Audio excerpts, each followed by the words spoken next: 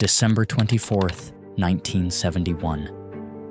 It's Christmas Eve, 10,000 feet above the green expanse of Peru. The air outside LANSA Flight 508 is turbulent. Dark, towering clouds surround the Lockheed Electra turboprop. Inside the cabin, the mood is tense but festive.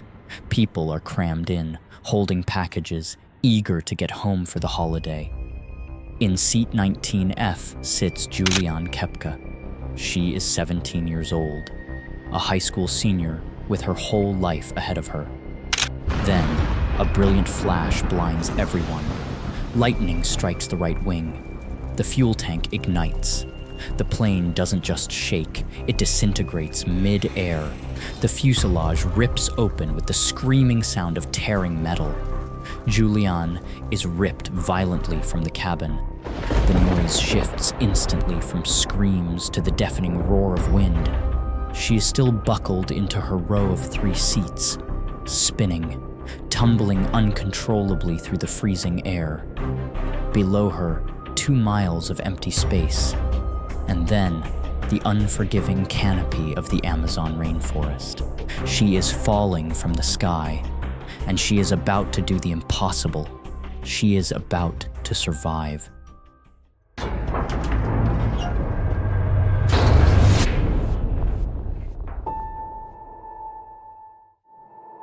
To understand how a teenager survives a 2-mile freefall without a parachute, you have to understand who fell. Juliane Koepcke isn't a typical city kid. She is a child of the jungle. Her parents, Hans Wilhelm and Maria Koepcke, are renowned German biologists. They don't just study the Amazon, they live inside it. They run a remote research station called Panguana deep in the rainforest. This hostile wilderness is Juliane's backyard. She grew up here. She knows the smell of the rain before it falls. She knows which spiders are harmless and which ones will kill you with a single bite. She understands the rhythm of this place. On this day, she is flying back to the jungle city of Pucallpa from Lima with her mother, Maria. They had stayed in the capital a few extra days so Juliane could attend her high school graduation ceremony. They were desperate to get home to her father for Christmas. But LANSA Airlines has a terrible reputation. They have already lost 2 planes in recent years. Juliane's father had begged them to find another way. When they got to the airport, the flight was horribly overbooked. It was pure chance they got seats at all. A twist of fate. They take off into worsening weather. The turbulence is terrifying. Overhead bins pop open, showering passengers with Christmas gifts and luggage. Then, the lightning strikes. 92 people, including Juliane's mother, are about to die in the deadliest lightning strike crash in aviation history. Only one person will draw breath tomorrow. Juliane is about to become the sole survivor, but falling 2 miles from the sky was just the beginning of her nightmare. Back to the freefall, 10,000 feet. A human body in freefall reaches terminal velocity, about 120 miles per hour, very quickly. At that speed, hitting the ground is like hitting concrete, but Juliane has an accidental advantage. She isn't just a body falling. She is still strapped tightly into her bench seat, a row of 3 heavy seats. Aerodynamically, this changes the physics of her descent. It's violent. It spins wildly, causing her to lose consciousness almost immediately. But the structure creates significant drag. It acts like a crude metal parachute, slowing her descent just enough to make it survivable. She falls for nearly 3 minutes. Then, the ground approaches. The Amazon rainforest floor isn't a flat surface. It's covered by a deep, multi-layered canopy. 100 feet of dense leaves, thick vines, and interwoven branches.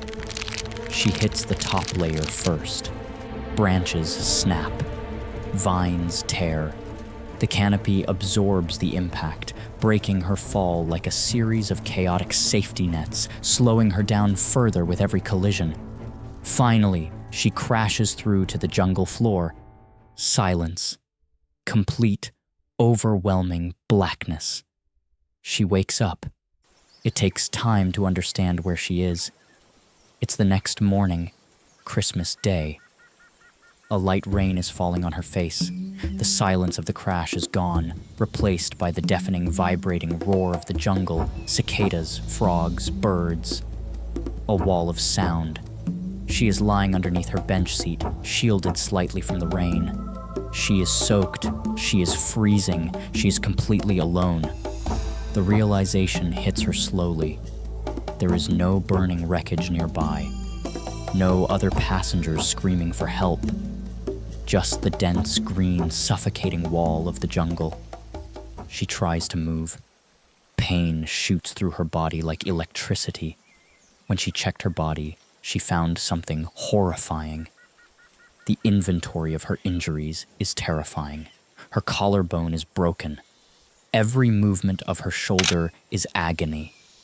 There is a deep, jagged gash on her right arm, cut down to the bone.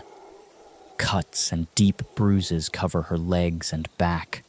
Her right eye is swollen completely shut, blinding her on one side and throwing off her depth perception. Worst of all is the concussion. The world spins dizzyingly every time she tries to stand up. It's hard to think straight. She takes stock of her survival gear. It is pathetic. She is dressed for a quick domestic flight, not jungle survival. She is wearing a simple, torn, sleeveless mini dress. She looks at her feet. One is bare.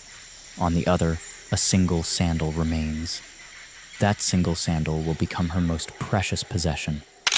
It is the only thing protecting her foot from the thorns, poisonous insects, and jagged roots on the ground. She scans the immediate area. She finds a small bag of Christmas candy that fell with her, a few hard candies. That's it. No water, no knife, no matches, no compass. But the physical pain is nothing compared to the rising panic. Where is her mother? Juliane forces herself up, ignoring the screaming pain in her collarbone. She stumbles through the dense undergrowth, calling out, "Mama! Mama!" Only the jungle answers back. She walks for what feels like hours in small circles.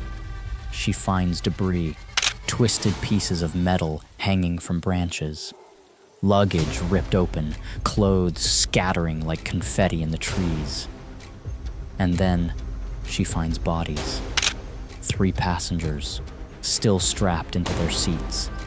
They hit the ground head first, rammed almost 2 feet deep into the soft earth by the force of the impact.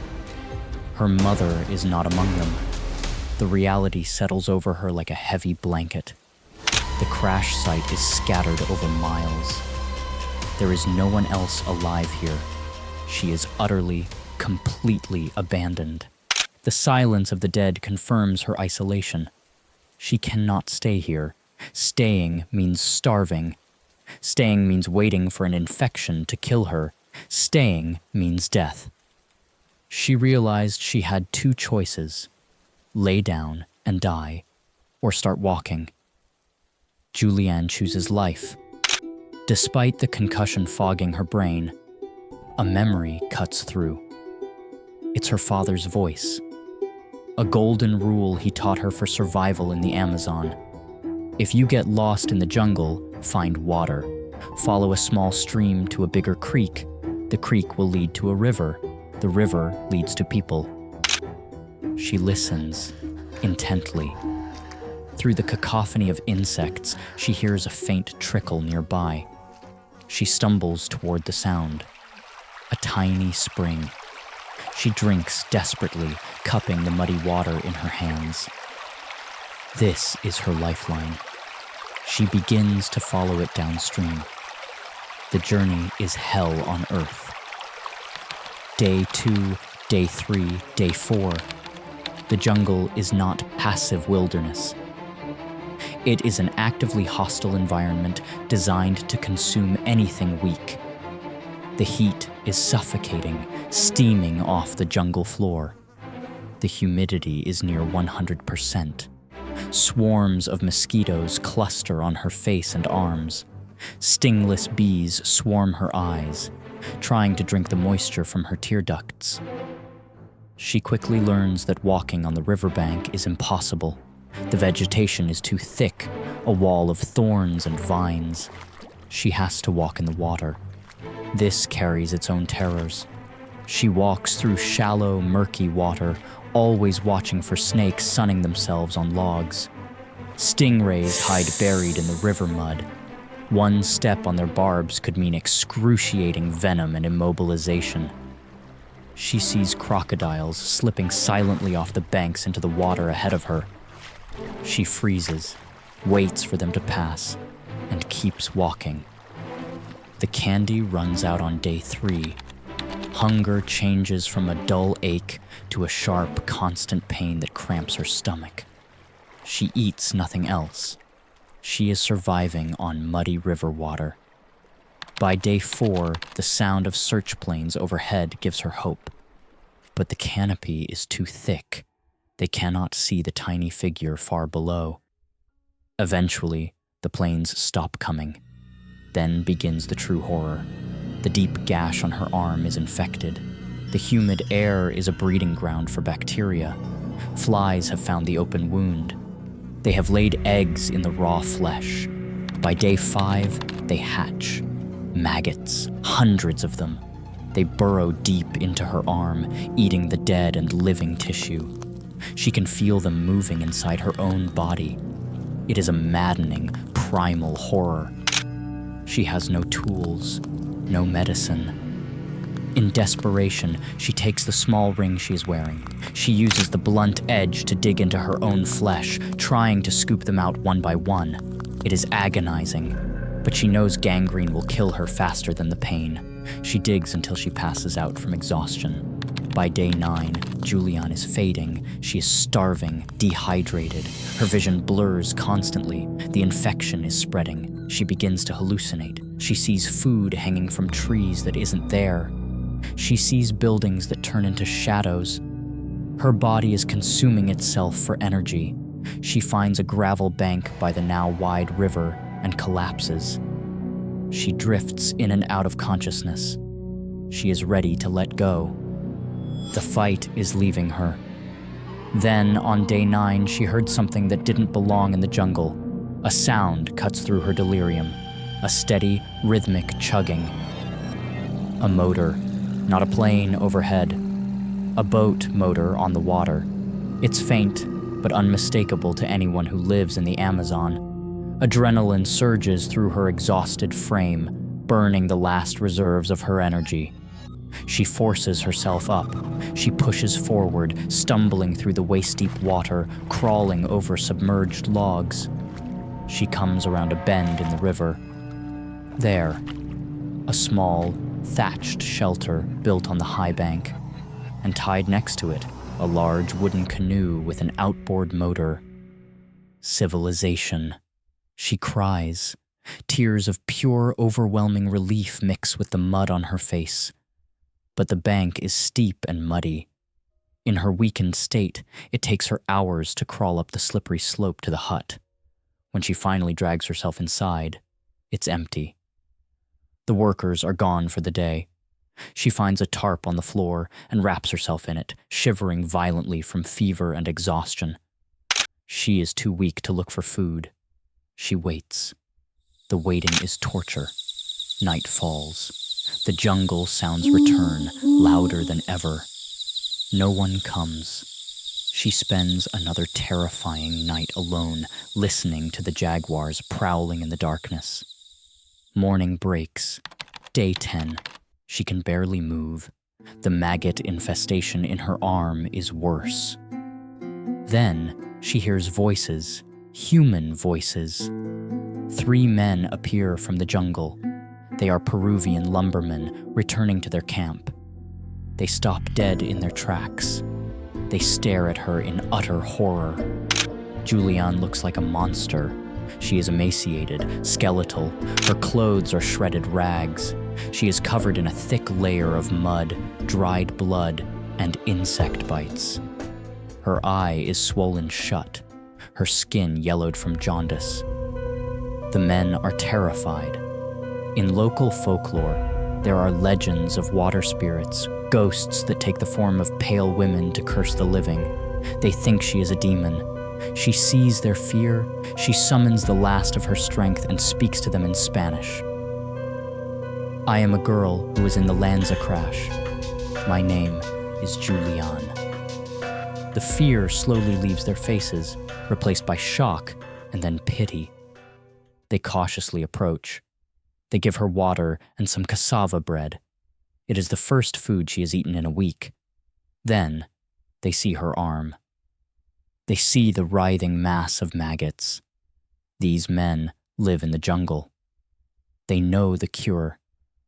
They siphon gasoline from their boat engine. One man holds Juliane down while the other pours the raw fuel directly into her open wound. The pain is blinding. It feels like liquid fire searing her flesh. She screams, but it works. Dozens of maggots, desperate to escape the gasoline, wriggle out of the wound. The men pick them out one by one. They cannot radio for help. The only way out is the river. They carefully load her into their canoe. It is a 7-hour journey downriver to the nearest lumber station where there is a radio. From there, a pilot flies her to the hospital in Pucallpa. When she lands, she is reunited with her father. The emotion is indescribable. She is alive. Against every law of probability, against the harsh reality of the Amazon, she is alive. In the hospital, as she recovers, the devastating news arrives. Search teams have reached the main crash site. They found the plane. There were 92 other people on board. There are 0 other survivors. Juliane has survived the impossible. But the world didn't believe her story. The news breaks globally. A 17-year-old girl fell 2 miles from the sky and walked out of the most inhospitable terrain on Earth. It sounds like fiction. It sounds like a movie script. The press descends on Pucallpa. It is a media circus. While Juliane is lying in a hospital bed, grieving her mother and recovering from severe injuries, she is being hounded by reporters. Skepticism runs rampant. Aviation experts declare it impossible to survive such a fall. Survival experts doubt a teenage girl could navigate the Amazon alone for 10 days without equipment. There are rumors. Some say she wasn't even on the plane. Confusion arises because she was flying under her father's name on the passenger manifest. It is an agonizing ordeal for a traumatized young girl. But the truth cannot be buried. Eventually, investigators reach the deep jungle crash sites. They piece together the trajectory of the plane. They confirm Juliane's seat number. Science begins to validate her miracle. Experts analyze the mechanics of the crash. They confirm the seat parachute theory, that the row of seats spinning like a maple seed created enough drag to slow her to a survivable speed. They analyze her landing spot. She didn't hit the thick, rigid branches of a hardwood tree that would have impaled her. She landed in a dense patch of palms and lianas, softer vegetation that cushioned the blow like a giant mattress. They also point to the weather. The heavy rains that made her miserable also saved her life. They kept her hydrated when she had no water source, preventing fatal dehydration in the first critical days. But most importantly, they recognized the human element. Juliane wasn't a tourist helpless in the wild. She was a child of scientists. The jungle was terrifying to her, yes, but it wasn't alien. She didn't panic and run aimlessly. She knew not to eat the strange, tempting fruits hanging from trees, knowing they were likely poisonous. She knew that walking in the water was safer than walking in the dense underbrush, even with the threat of rays and eels. And that single sandal, that one piece of footwear, allowed her to navigate the rocky, root-filled riverbed. Without it, her feet would have been sliced open within a day, immobilizing her. But above all, it was her father's voice in her head. Follow the water. That single piece of knowledge was the difference between life and death. While other potential survivors might have stayed by the wreckage waiting for help that never came, Juliane moved. She walked with a broken body. She walked while starving. She walked while being eaten alive by insects. She refused to stop.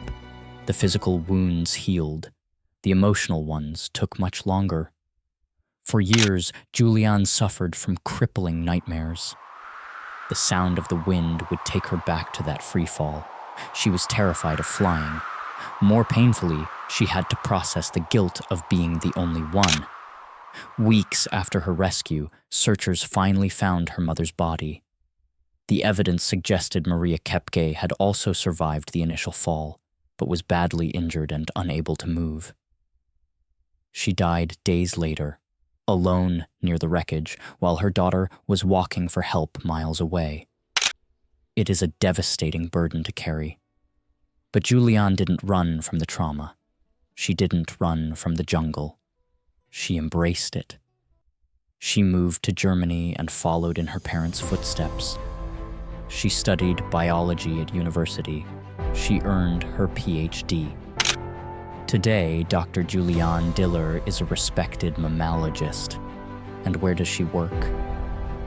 She runs Panguana, the very same research station deep in the Peruvian Amazon that her parents built. The place she was trying to get home to on that Christmas Eve. She travels back to Peru constantly. The jungle that took her mother and tried to kill her is now her life's work and her sanctuary. Every year around Christmas, the memories return with visceral intensity. Sometimes she travels back to the exact site of the crash. It is a difficult pilgrimage. The jungle is efficient. It has reclaimed much of the wreckage. Aluminum is covered in moss. Seats are rusted and buried in vines. But the emotional scar remains fresh. Standing there in the humid silence, she often wonders, why me? Why did the seat spin just right? Why did she land in that specific patch of soft palms? Why did the loggers show up on day 10, just before the infection would have become fatal? There are no answers. Only the cold reality of chance. 92 people died. She lived. Juliane Koepcke's story isn't just a survival tale about fighting crocodiles and maggots. It's a story about endurance. It's about the refusal to lay down and die when the entire world has collapsed around you. It is a testament to the sheer, raw tenacity of the human spirit. Juliane fell from the sky. She walked through hell for 10 days. And she's still here, still in the jungle, still walking. Every story we cover here is real. Real people, real decisions, real consequences. If this story stayed with you, I'd love to know what you think. Drop a comment below. I read every single one. And if you want more stories like this, make sure you're subscribed so you never miss the next one. Thank you for watching. I'll see you in the next vault.